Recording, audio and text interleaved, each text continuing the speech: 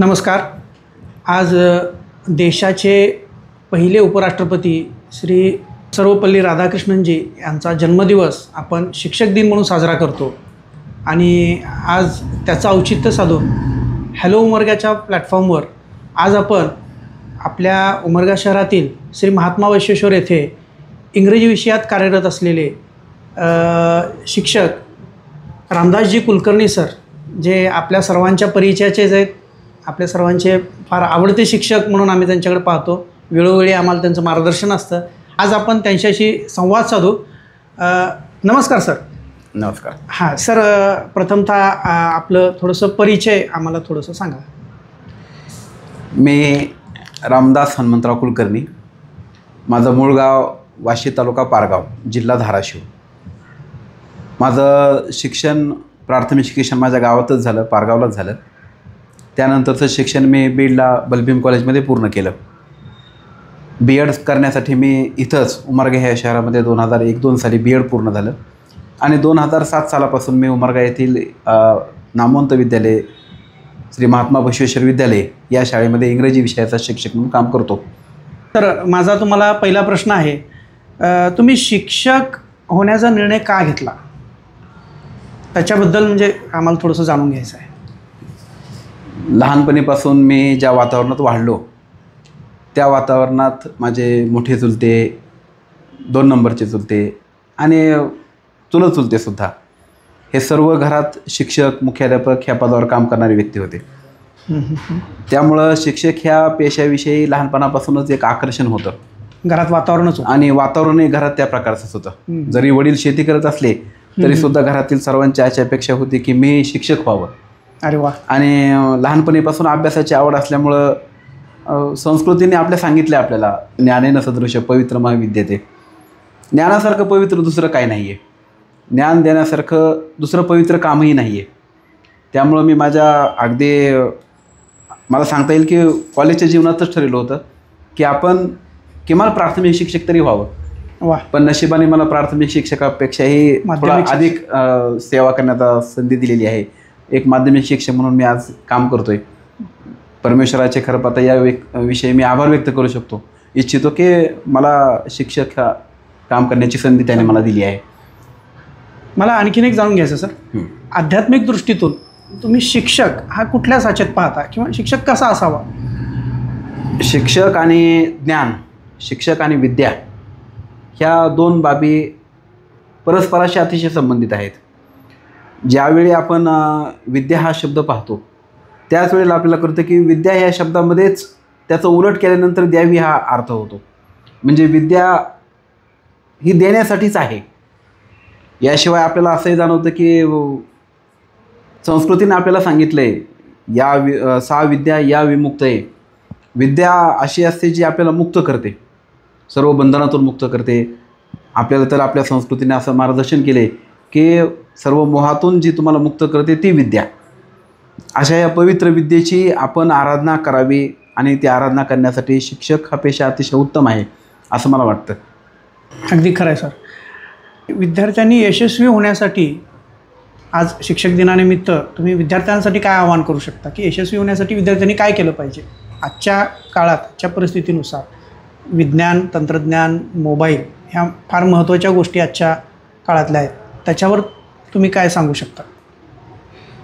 आजच्या विद्यार्थ्यांना यशस्वी होण्यासाठी सतत परिश्रम करणं, सतत अभ्यास करणं, नवीन ज्या संकल्पना आलेल्या आहेत शिक्षणातल्या त्या नवीन संकल्पना आत्मसात करणं, त्याच्यावर स्वतःचं प्रभुत्व मिळवणं हे आवश्यक आहे. जसं विज्ञान पुढे जात आहे, जसं जग पुढे जात आहे, तसं ज्ञानाची शाखा रुंदावत आहे, ज्ञानाची कक्षा रुंदावत आहे. विद्यार्थ्यासमोरची आव्हानं अधिक मोठी होत आहेत. त्या दृष्टीने विद्यार्थ्यांनी आपल्या स्वतःमध्ये बदल घडून अधिक ज्ञान संपन्न होण्याचा प्रयत्न केला पाहिजे. आज आजूबाजूला अनेक आकर्षण आहेत. त्या सर्व आकर्षणाचा त्याग करून, त्या आकर्षणांकडे दुर्लक्ष करून जो विद्यार्थी आपल्या अभ्यासावर केंद्रित राहील, बरोबर, तोच विद्यार्थी यश मिळवू शकतो. त्यामुळे यशस्वी होण्यासाठी कठीण परिश्रम, शिवाय दुसरा काही पर्याय नाही असं मला वाटतं. आणि आजचा जो वाढता मोबाईलचा वापर आहे पालकांचा, आणि पालकांचा मोबाईल मुलांच्या हातात दिसतो, त्याच्यावर तुम्ही काय आज शिक्षक दिनानिमित्त काय आवाहन करू इच्छिता? माणसाची जन्मजात प्रवृत्तीच अशी आहे की माणसाचा ओढा हा नेहमी चांगल्यापेक्षा वाईट गोष्टीकडे जास्त जलद गतीने असतो. अगदी खरं आहे. त्यामुळं मोबाईल हातात ज्यावेळेस येतो त्यावेळेस तुम्ही त्या मोबाईलचा किती सदुपयोग करता हा फार मोठा प्रश्न आहे. त्यामुळं कधीकधी असं वाटतं की हा जो अतिरेक आज सर्व विद्यार्थ्यांमध्ये मोबाईलच्या बाबतीत होत आहे, विशेषतः 2020मध्ये कोरोना आल्यानंतर सर्व शिक्षणच ऑनलाईन झालं आणि ऑनलाईन शिक्षणाने तर विद्यार्थ्यांना मोबाईल वापरण्याची परवानगी दिल्यासारखं झालं. त्यामुळं विद्यार्थ्यांना मोबाईल आमच्या शिक्षणासाठी वापरत आहोत हे कारण जे मिळालं आहे आज शिक्षण घेण्यासाठी ते अतिशय घातक ठरत आहे. बरोबर. कारण की विद्यार्थी आज मोबाईलवर काय पाहतो याच्याकडे त्याच्या पालकांचं लक्ष नाही आहे. मोबाईल चांगलाही आहे जर तो योग्य वापरला गेला तर. त्यामुळं सर्व विद्यार्थ्यांना माझं एवढं सांगणं आहे की मोबाईल जर वापरला तर स्वतःच्या अभ्यासाच्या प्रगतीसाठीच वापरावा. इतर कुठल्याही फेसबुक, यूट्यूब किंवा इंस्टाग्राम किंवा इतर ज्या काही सोशल मीडियाच्या साईट्स आहेत त्याच्यावर आपला वेळ त्यांनी वाया घालवला. सर, आणखीन एक प्रश्न आहे.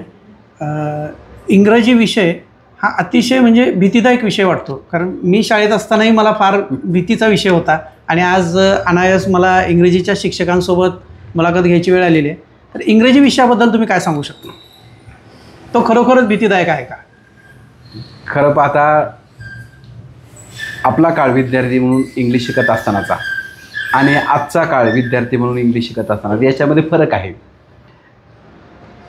आपल्या काळामध्ये विद्यार्थ्यांच्या कानावर इंग्लिशचे शब्द कमी पडायचे, इंग्लिशचे वाक्य कमी पडायचे किंवा शिकवणारे शिक्षकही तितका इंग्लिशचा वापर करत नव्हते.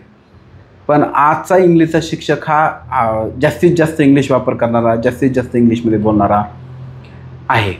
शिवाय नवीन एज्युकेशन पॉलिसीनुसार इंग्लिश भाषेचा जो पेपर आहे तो पेपरही अतिशय सोपा झालेला आहे.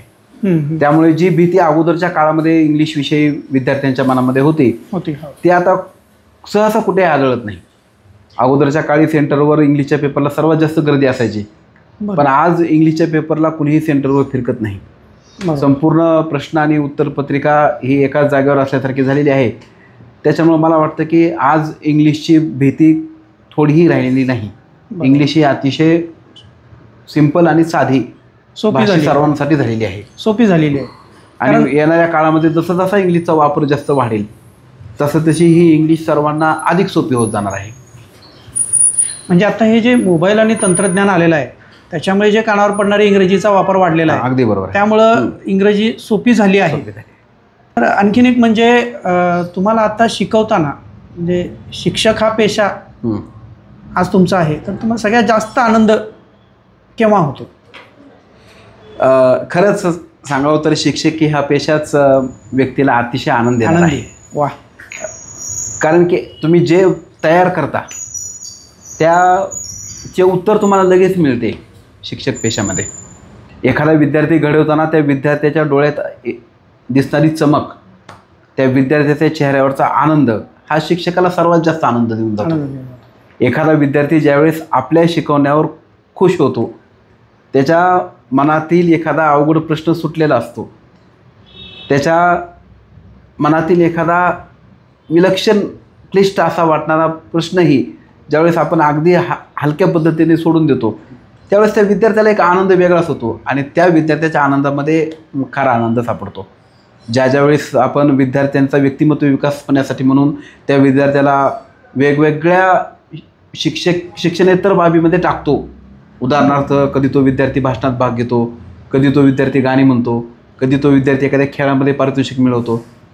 अशा वेळेला त्या विद्यार्थ्याचा जो आनंद आहे तो आनंद त्या विद्यार्थ्याचा आनंद राहत नाही, तर त्या विद्यार्थ्याचा आनंद हा माझ्यासारख्या अनेक शिक्षकांचाही आनंद बनतो. त्यामुळे मला वाटतं की शिक्षकाच्या आयुष्यामधला सर्वात आनंदी विषय जर कुठला असेल तर तो म्हणजे त्याच्या विद्यार्थ्याचं यश.